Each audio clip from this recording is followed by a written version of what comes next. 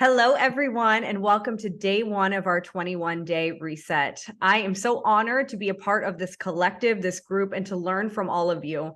Yet to launch day one, we had to do something that was really going to make us stop and take radical responsibility for our lives. And I couldn't think of a better person to bring on here to inspire, encourage, and bless our lives than the woman who literally put out her hand and is the reason I'm here today. And I'm so excited to introduce you to Dr. Delrae Messer. She's the founder of the Wellspoken lifestyle, where transformational leaders explore the mindsets, motivations, and methodologies of impact-driven businesses. And this is something that I know has been a passion on her heart for so long. And she's really into all sorts of businesses. And as a board member of Headquarters Relief, a natural disaster relief organization, and Isagenix legacy member.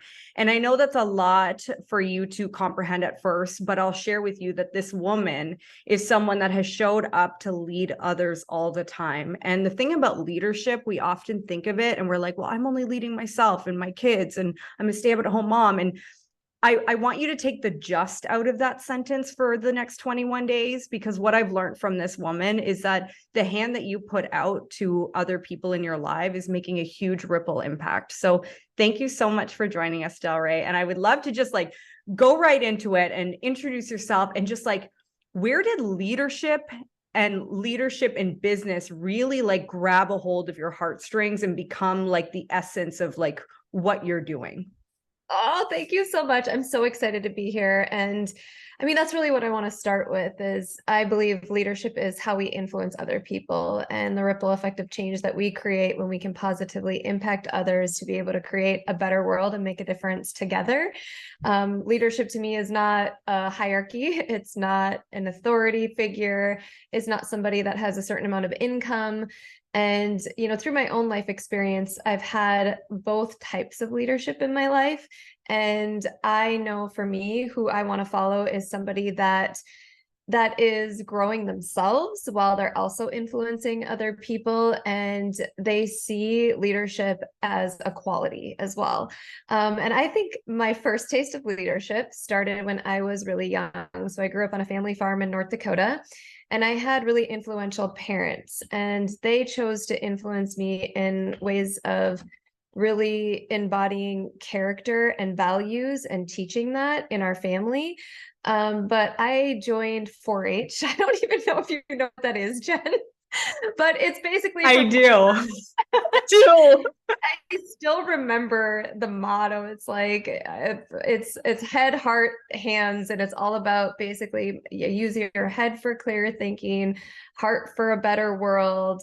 It's creating at young ages, embodying leadership in many different capacities and actually living it out and talking about it. And for me, it really started there because I was really passionate about that. I felt really good when I could help other people and when I could excel in areas of my own path with purpose, like self-discipline and commitment and learning habits. And these seem so, I think, for us elementary, but I now love the concept of going back to what we're taught in kindergarten and living that out, because I think in a world that's so divided, so polarized, what feels so chaotic the past few years, coming back to the simplicity of who we are and who we are becoming and how we can make a difference in other people's lives just by transforming ourselves is really powerful. And that's taught me at a really young age.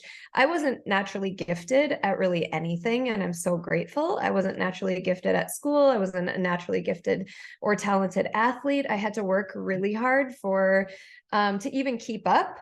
But I'm grateful for that because I love being an underdog, and I love the level playing field for everyone that I meet, and the humility that comes with progress and the process of progress. So I think that's what really shaped my leadership journey. I mean, everything you say always gives me goosebumps, always has, always will. And you said two key things, and I think it's really important for us to touch on those again, especially moving into the next 21 days, is discipline and habits. And that's one of the things. I don't know, a lot of you were this conscious, sacred container for women. I know a lot of you are really business savvy, leadership role women in the workplace, in your homes, in your life. And I don't know if you resonate with this, but I always led other people, but I didn't know where to look to be led myself. And that's when Delrae reached out her hand to me and said, hey, I have something that might impact your life. And not only did it impact my life, but it changed my life. And so when you look at as yourself, as a woman, as a businesswoman, as a mom, as a partner, all of the different hats that you wear, when you look at discipline and habits, like where do you feel that that has shown up the most in your life, especially leading others? So I'm so passionate about human psychology and behavior. I love observing and I love looking for patterns in people, because I think our behavior is what really shows our values and what we value, and also the decisions that we make reveal our values. And so obviously in a world of marketing that tries to make us feel less than, to consume more, taking a step back and really asking ourselves, who do I desire to become, and actually having role models for that is what makes intrinsic motivation and self-discipline and consistency in my habits just a part of who I am and a part of my DNA. And I would say as an athlete, I learned a lot about, habitual practices that actually led to results, but it was very slow. It was over a 4-year period that I got lapped twice in the first track race that I ever ran. Like, people were leaving the stadium. But again, fortunately, I had a really influential dad that was literally like had tears at the finish line. Like, you finished and you put in 100% effort and you showed up. And even though it feels humiliating and embarrassing to lose and be the last one, and again, lapped by the first place runner, like, tell me what you want. You said this is something that you really want to do. So let's practice what progress looks like. So he started with these small goals and visualizing and goal setting and journaling and gratitudes and vision boards. Like, my entire room became one massive vision board. So there were these principles that I was able to create at a young age and develop over time that really took me into a lot of areas of my life. And again, as life changes and so many things in our life seem overwhelming, to try and create, what we think is balance. I don't believe in balance. I believe there's got to be some sort of integration that creates harmony between the two, because there's going to be something that needs your attention and focus and prioritization all the time. And I had to finally let go that there were going to be like these silos or containers of my focus, and instead realize that if I could change who I was and those habits, and actually be intentional and mindful in those moments where I make decisions according to my values, where I am self-disciplined in how I nourish and fuel my body and my mind, and how I show up in the world for impact, I realized that it wasn't about the knowledge that I knew, about the knowledge that I gained. It was about the questions I was asking myself. And that is such a powerful concept in a world that we live in that is constantly throwing marketing at us, telling that something is the right way, the best way. And instead, I've gained more insight and wisdom from the questions that I asked myself versus trying to find the next best thing. So I asked myself, who do I desire to become? If I want to be an impact entrepreneur that solves social problems, because for me, equality and opportunity and justice and some of these huge problems that I see in our world, I believe I can be a part of co-creating and collaborating to solve them. And if I don't take care of myself and my own well-being, I am doing an injustice to the purpose I have on this planet. And I simply, it's incongruent. And so I just look at life differently, and I look at habits differently. I look at them as essential to get the work done that I feel I must do while I'm on this planet. And it increases this level of, like, for me, the value is responsibility. And the value, it's for me, responsibility allows me to be able to make consistent decisions daily. And I think sometimes it's so easy to not do something that we get in the habit of not being intentional. And intentional living changes everything because, again, where our attention goes, our energy flows. I mean, come on. If there's any way to start a new change, it's this spoken word right here. And the reason that I felt so called to bring Delrae on for day one is because she's someone that I always say, don't take advice from people that you wouldn't walk a day in their life. And I would walk 365 days in this woman's life. And that's something that I always see. And it gives me goosebumps and tingles is that you said congruence, but congruence can only happen with embodiment. And I've seen you embody that next level of yourself over and over. I've been blessed to witness many different layers of your personal onion. I know I haven't seen them all, but like before we allow this beautiful container to set off on this incredible venture, this new habit stacking, this new discipline that is really going to allow flourishing in all aspects of life. Can you share how just being able to take care of yourself consistently from a health standpoint, from a self-care standpoint, has really allowed you to become a better mom? Because I know that's something that is so passionate on your heart. And I think more people need to hear that. Absolutely. And this was, there's been a lot of challenge. It was very uncomfortable to continue to, like you said, level up and embody who I desired to be. And it took a lot of reframes for me. It took self-forgiveness. It took releasing guilt and shame from past, choices and decisions. And that was a very heavy weight I was carrying for a very long time. I was a young mom. I was a mom pregnant at 20, had my daughter at 21. And that came with a lot of guilt and shame because of cultural messaging from growing up in a really small rural community, very religious community, and just even the look on family members' faces or people in our small town. Like it said enough for me to feel shame for what happened. And I had a lot of, I had struggled to express that. And so I suppressed those emotions and I worked for my worth for the next 10 years. I entered many unhealthy relationships. I had a very unhealthy relationship with myself because I was punishing myself without even realizing it.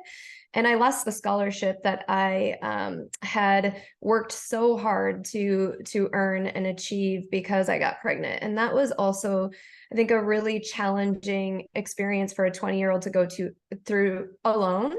I didn't talk to anybody about how that felt because my identity was athlete for such a long time. So to lose it like this fast and have to face a coach and teammates in my family, that wasn't something that I shared until 10 years later. And I punished myself through exhaustion and burnout in work. I entered very unhealthy relationships, both personally and professionally. And I ended up in really a rock bottom place, or really that place where you kind of ask yourself, how did I get here? Like, this is not who I am. And how do I change that? And I don't think I would have been able to start over, especially as the mom I wanted to be, because I had so much guilt for the choices that I made when I was valuing other things in my life that weren't truly aligned with who I was.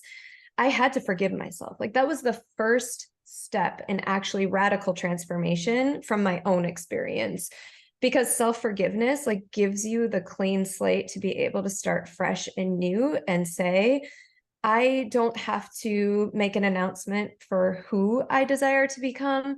My choices and my actions will speak for that. And I finally, for the first time, realized like I don't have to make a huge announcement of what I'm going to do or who I'm going to be.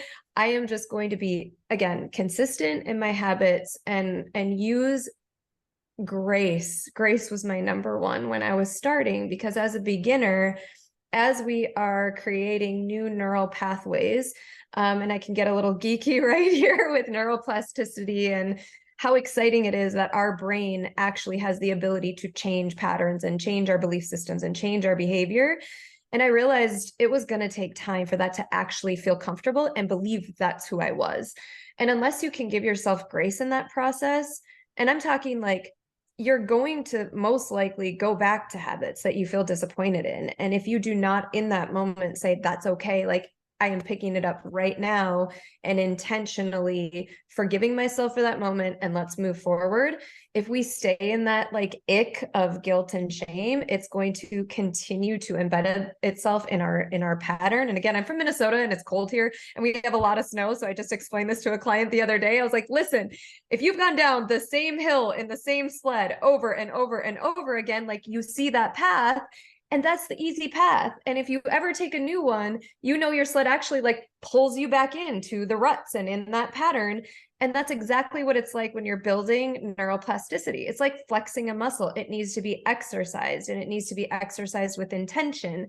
And so this new embodiment of literally being the mom that I have always envisioned being is like the most gratifying experience, because it was so hard to believe that I could be this kind of mom, that I could be a responsive, conscious parent, that I could lead my girls through life as a leader and intentionally teach them values and character, not only through words, but my daily action and how I show up, and not how I show up during really good times when everything's just gravy and awesome and amazing, but how I've showed up through some of the biggest challenges that I've ever experienced in my life the past 3 years.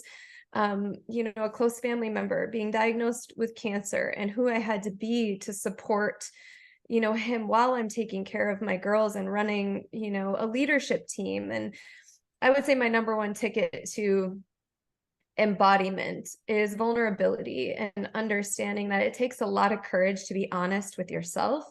And it takes a lot of courage to share honest feelings about where you are as a leader, as a business owner. But I am telling you, that's what people are craving right now, is humanity. Like, what makes us human? Those hard times are what shape us, and it's what makes us human, and it's what connects us on such a deep, meaningful level. And I've chosen to parent in that way as well. I parent vulnerably. I share my feelings with them, and I share what I'm going through and how I navigate it, so they know what my process is for making decisions, that I make decisions according to my values, even when it's hard. And what's beautiful is looking back and seeing that my 19-year-old daughter, she wrote me a letter on Mother's Day. I keep it right in front of me. And then my little munchkin is constantly leaving notes. This one says, "I love you." And in this letter, she said that she wouldn't have changed a thing.